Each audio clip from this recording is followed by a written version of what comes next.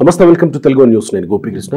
అడిసివెల్లి శ్రీనివాస్ గారు అనలిస్ట్ ఉన్నారు మనతో. శ్రీనివాస్ గారు నమస్కారం సార్. నమస్కారం అండి. ఒకవైపు పవన్ కళ్యాణ్ ఓట్లు చీలనివ్వను అని చెప్పి పవన్ కళ్యాణ్ తోటి పొత్తులో భాగంగా నడుస్తుంటే, వైసీపీ ఎత్తుగడలో ముద్రగడ పద్మనాభం ఆల్రెడీ వైసీపీ సానుభూతి పరుడుగా కొంతకాలం నుంచి, తర్వాత పవన్ కళ్యాణ్కి లేఖాస్త్రాలు సంధించేటువంటి వ్యక్తిగా ఆయన ఉన్నారు. ఆయన తర్వాత ఆయన కుమారుడు, తర్వాత వంగవీటి రాధ ఈ మధ్య కాలంలో లేటెస్ట్గా వినిపిస్తున్నటువంటి దాదాపుగా వైసీపీలో చేరడానికి ఖాయం అయిపోయినట్టే తెలుస్తుంది. 1-2 రోజుల్లో చేరే అవకాశం కూడా ఉంది. మిథున్ రెడ్డి ఏదో చర్చలు జరుపుతున్నారు, కొడాలి నానితో ఆయన పరిచయాలు ఇవన్నీ తెలిసినవే కదా.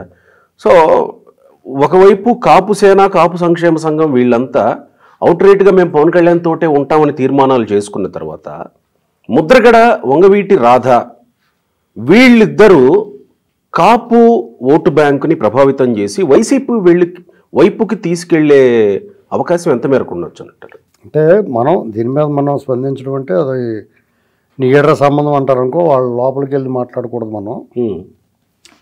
నాకేమనిపిస్తుందంటే కాపుల్లో ఐకాన్స్ అంటే ఐకాన్స్గా ముద్రపడి కాపు వాళ్ళు నాయకులుగా కుల నాయకులుగా ముద్రపడి వాళ్ళు మా వెనకే ఉంటారు అనేటువంటి భావన నుంచి వాళ్ళు తొలగిపోతున్నారేమో, ప్రజల్లో వాళ్ళకి ఒక ఇమేజ్, వాళ్ళ కులంలో వాళ్ళ ఇమేజ్ తగ్గుతుందేమో అనేటువంటి బాధ ఒకటి ఉంటుంది లోపల. అంటే ఐకాన్స్గా ఉన్నవాళ్ళు ఇప్పుడు సపోజ్ ముద్రగడ పద్మనాభంగా ఉన్నారు, ఆయన ఏమనుకుంటాడంటే కాపు జాతికి నేను ఐకాన్, నా వెంటే వీళ్ళందరూ ఉంటారని అనుకుంటాడు ఆయన. నీ వెంట ఏమి ఉండలేదయ్యా అంటున్నారు వాళ్ళు. పవన్ కళ్యాణ్ గారు లేకపోతే చిరంజీవి గారు ఇలాగా వచ్చినప్పుడు మీ వెనకాల ఏం లేమేమో అంటారేమో అని భయం ఆయన. అలాగే అంటున్నారు కూడా. ఎందుకంటే ఆయన తన ప్రవర్తన వల్లే, తను తీసుకున్న నిర్ణయాల వల్ల, అంటే అప్పుడు ఒకలాగా ఇప్పుడు ఒకలాగా ఉండటం వల్ల కొంత ఆయనకి విశ్వసనీయత తగ్గుద్ది. దానివల్ల ఇప్పుడు ఆయన కొంచెం ఇబ్బంది ఉంటుంది. పవన్ కళ్యాణ్ గారే కాపు జాతి నాయకుడికి ఎదిగిపోతాడేమో అని భయం. ఓకే, పవన్ కళ్యాణ్ గారు అలాగే అనుకోడు కదా, ఒక రాజకీయ పార్టీ పెట్టి ఒక జాతి నాయకుడిగా ఉండాలని అనుకోడుగా. ఉంటే నష్టం ఆయనకి, వాళ్ళకు కూడా నష్టం.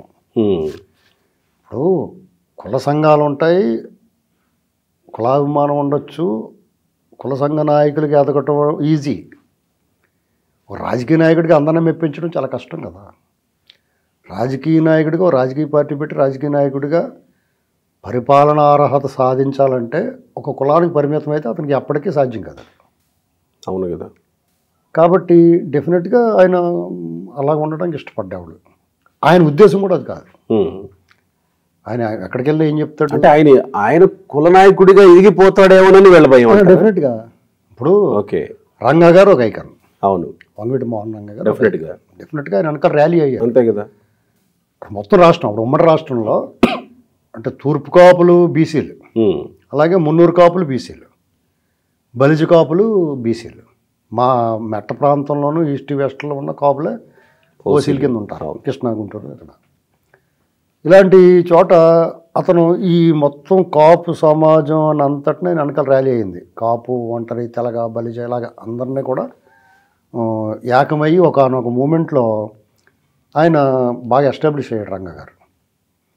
అప్పుడు కాంగ్రెస్ పార్టీలో ఉన్నాడు ఆయన, కాంగ్రెస్ పార్టీ ఎమ్మెల్యే. అవును, కాంగ్రెస్ పార్టీ ఎమ్మెల్యే అయినప్పుడు సాధారణంగా జాతీయ పార్టీలు ఏం చేస్తాయంటే ఎవరికి ఆదరణ ఎక్కువ ఉంది, ఎవరి వెనకాల ఎక్కువ జనం ర్యాలీ అవుతారు, ఒక ఫ్యాక్టర్ అంటే మెజారిటీ కులస్తులు ఒక ఫ్యాక్టర్ ఒక ఆయన్ని వెనకాల ర్యాలీ అవుతుంటే వాళ్ళ పార్టీ తాలూకు సానుభూతి పరులుగా ఓటు బ్యాంక్ తోటి కలిపి వీళ్ళందరినీ కలిపితే రాజ్యాధికారం వస్తుంది అనేటువంటి కాన్సెప్ట్లో ఒకవేళ రంగా గారు కానీ రేపోతే రాబోయే రోజులు ముఖ్యమంత్రి అయిపోతాడేమో భయం పట్టుకుంది కొంతమందికి.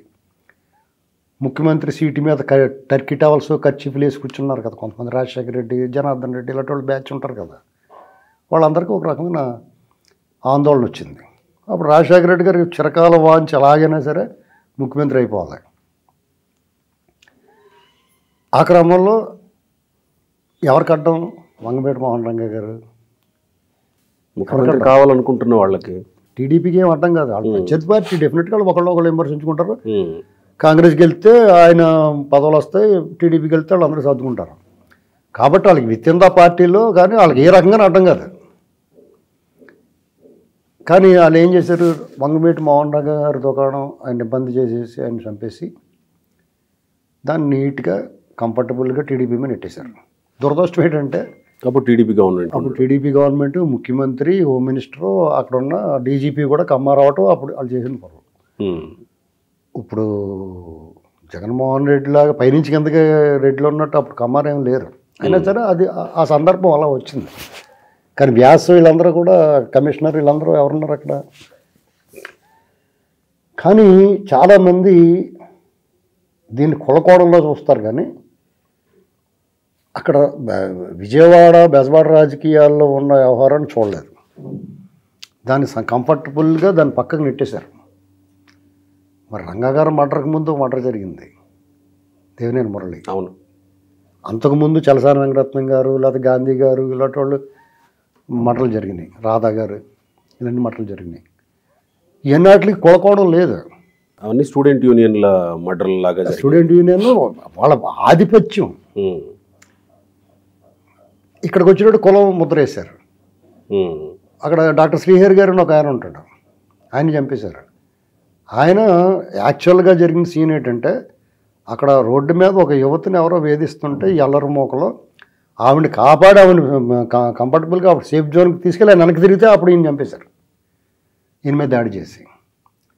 ఊళ్ళో థియేటర్లో షాపింగ్ మాల్స్, షాపులు, దుకాణాలు అన్నీ తగలడిపోయినాయి, కానీ రాజ్ యువరాజ్ థియేటర్లు మాత్రం కనీసం టచ్ చేయలేదు ఎవడన్నా. కనీసం ఆ లాజికల్గా అప్పుడు ఆ బుర్ర పెట్టి ఆలోచించారు ఎవడన్నా, ఎప్పుడు మాట్లాడతాడు ఎవడన్నా. రంగా హత్యానంతరం అవనిగడ్డ ఏరియాలో జరిగిన దారుణాల గురించి ఎవడన్నా ఇప్పుడు ఒక్కసారైనా మాట్లాడేది ఎవడన్నా. కాపులు మెజారిటీ కులస్తులు ఉన్నారు కాబట్టి అన్ని ఉపకులాలను కలుపుకున్నారు కాబట్టి బలమైన వర్గం కాబట్టి దీనికి నాయకుడిగా ఎదిగితే బార్గెనింగ్ కెపాసిటీ ఉంటుంది, రాజ్యాధికారం సంపాదించవచ్చు అనుకునేటువంటి ఆలోచన, ఆశ, ఆకాంక్ష ఉండడంలో తప్పులేదు. కానీ అట్ ది సేమ్ టైం ఏం చేయాలంటే మిగతా వాళ్ళని కలుపుకుని వెళ్ళి ఇది ఉండాలి.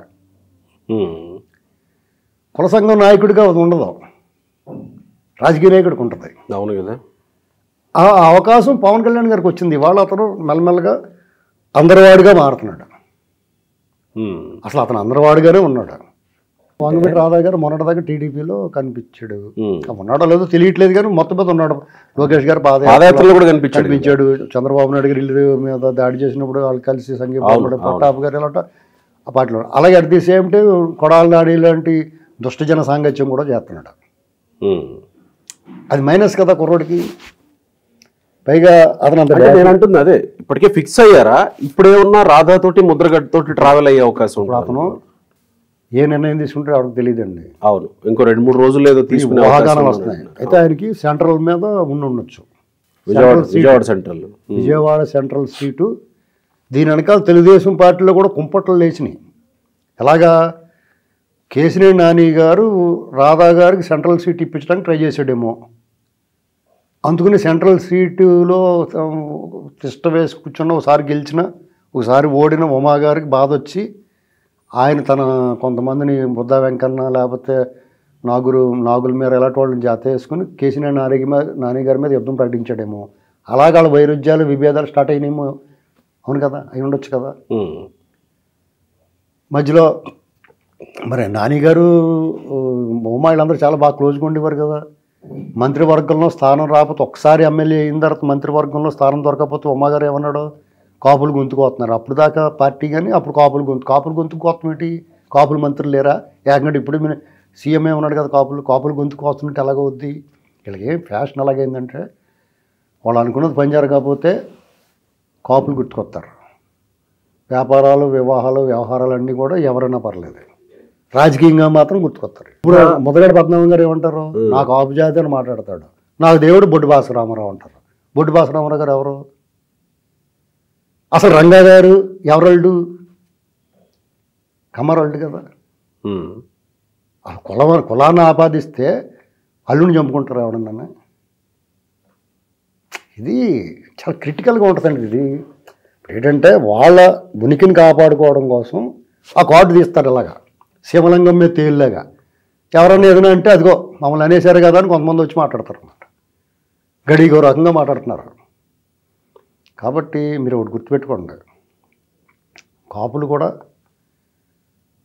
సమాజంలో అన్ని వర్గాలు అన్ని కులాల్లో వాళ్ళు వ్యవహరిస్తారు. మీరు అందరూ అనుకున్నట్టుగా వాళ్ళు ఏమి ఏదో చాలామంది అన్నట్టుగా కులపిచ్చేమి లేదు వాళ్ళకి. తెలుగుదేశం పార్టీకి వెన్నుదన్నుగా ఉన్నారు వాళ్ళు. లేకపోతే ఎలా గెలుస్తారండి? 40% ఓటింగ్ ఎలాగ వస్తుంది? ఇంకా ఒక రకంగా చెప్పాలంటే జగన్మోహన్ రెడ్డి గారు వాళ్ళకి కాలుతో తన్నేసాడు.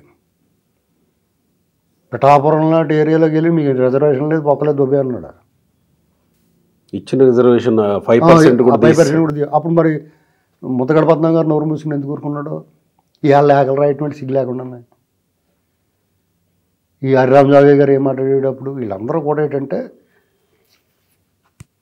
వాళ్ళకి ఆ సమయం వచ్చినప్పుడు వాళ్ళు మాట్లాడుతూ ఉంటారు అలాగా డిస్టర్బ్ చేయడానికి.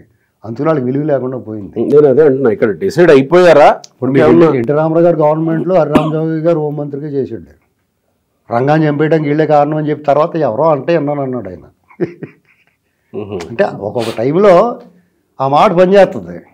అది చేయాల్సిన డ్యామేజ్ చేసిందని మాకు వెళ్ళండి, ఎవరో చెప్పుకుంటుంటే విన్నామండి అంటున్నారు. చాలా కీలకమైనటువంటి విషయాలు చెప్పుకొచ్చారు. యాక్చువల్గా మనం అంత దూరం వెళతామా అని అనుకోలేదు కానీ చాలా దూరం వెళ్ళి చాలా విషయాలు చెప్పుకొచ్చారు. చివరిగా దీన్ని ముగించే ముందు ఇప్పుడు ఇక్కడ వైసీపీ వ్యూహం అయి ఉండొచ్చు కదా, డెఫినెట్గా ముద్రగడ కానీ రాధా కానీ వైసీపీ వ్యూహమే అయి ఉంటుంది. కానీ ఇప్పుడు పవన్ కళ్యాణ్ నమ్ముతారా?